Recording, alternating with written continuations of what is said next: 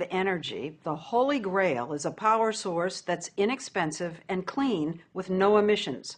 Well over 100 startups in Silicon Valley are working on it. One of them, Bloom Energy, is about to make public its invention, a little power plant in a box they want to put literally in your backyard. You'll generate your own electricity with the box, and it'll be wireless. The idea is to one day replace the big power plants and transmission line grid the way the laptop moved in on the desktop and cell phones supplanted landlines. It has a lot of smart people believing and buzzing, even though the company has been unusually secretive until now. K.R. Schroeder invited us for a first look at the innards of the Bloom box that he's been toiling on for nearly a decade. What could this power? This could power a U.S. home. Average United States house? home. Entire house, 24/7, 365. Something that small? The way we make it is in 2 blocks. This is a European home. The 2 put together is a U.S. home. Because we use twice as much energy? Yeah, is that what and this will power 4 Asian homes. So 4 homes in India, your Absolutely. native country. 4 to 6 homes in our country. It sounds awfully dazzling. It is real. It works. He says he knows it works because he originally invented a similar device for NASA. He really is a rocket scientist. This invention working on Mars would have allowed the NASA administrator to pick up a phone and say, Mr. President, we know how to produce oxygen on Mars. So this was going to produce oxygen so people could actually live on Mars? Absolutely. When NASA scrapped that Mars mission, K.R. had an idea. He reversed his Mars machine, so instead of making oxygen, he pumped oxygen in. He invented a new kind of fuel cell, which is like a very skinny battery that always runs. K.R. feeds oxygen to it on one side and fuel on the other. The two combine within the cell to create a chemical reaction that produces electricity. No need for burning or combustion. No need for power lines from an outside source. In October 2001, he managed to get a meeting with John Doerr from the big Silicon Valley venture capital firm Kleiner Perkins. How much do you think I need to come up with the next big thing? Oh, that's my job, to find entrepreneurs who are going to change the world and then help them. John Doerr has certainly changed our world. He's the one who discovered and funded Netscape, Amazon, and Google.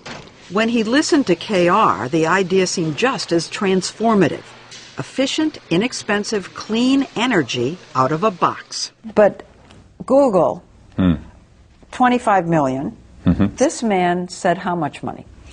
At the time, he said over $100 million. Didn't smoke start coming out of your ears? And no? No. That was okay? That was okay. So nothing he said scared you? Oh, I wasn't at all sure it could be done. But there was a selling point. Clean energy was an emerging market worth gazillions.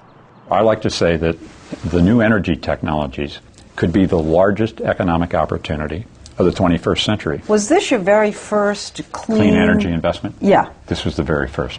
Many followed, and the clean tech revolution in Silicon Valley was off and running, with startups that produce thin, flexible solar panels, harness wind with giant balloons, or develop new fuels from algae. But Bloom is among the most expensive.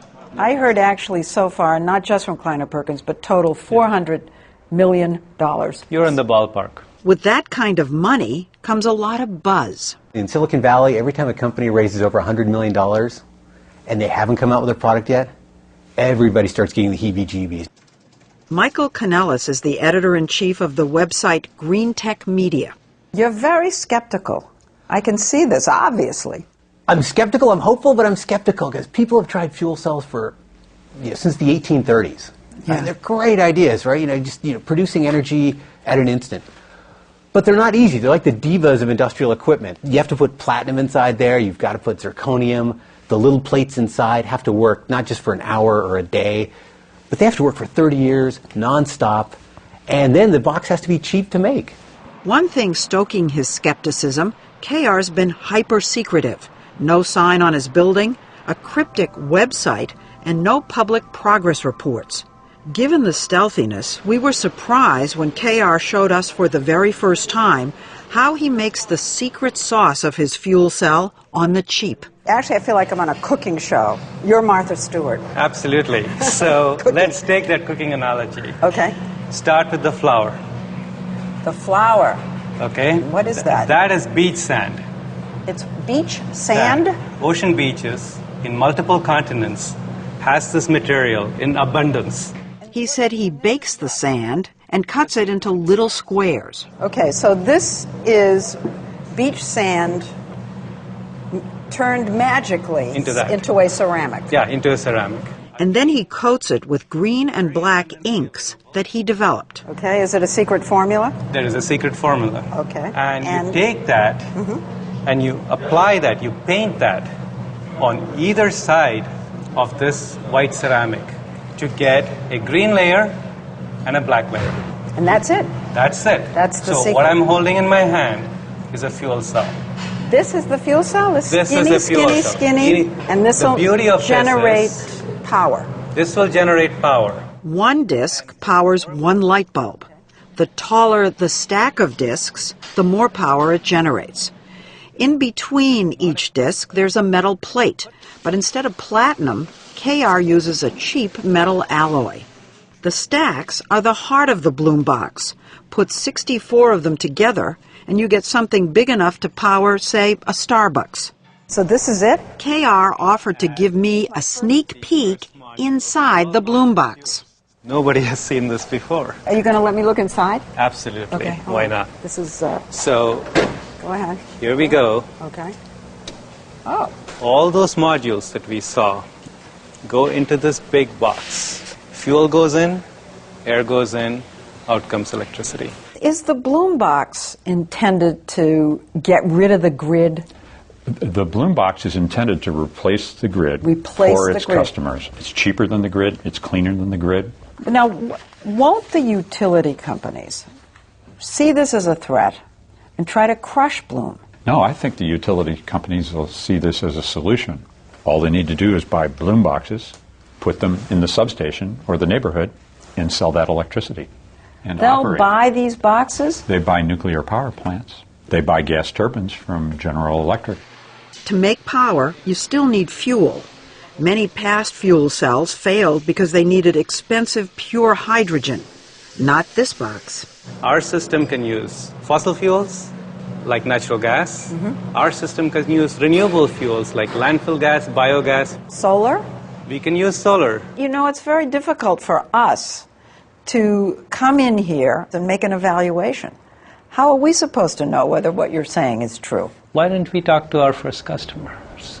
He already has customers. 20 large, well-known companies have quietly bought and are testing Bloom boxes in California. Like FedEx.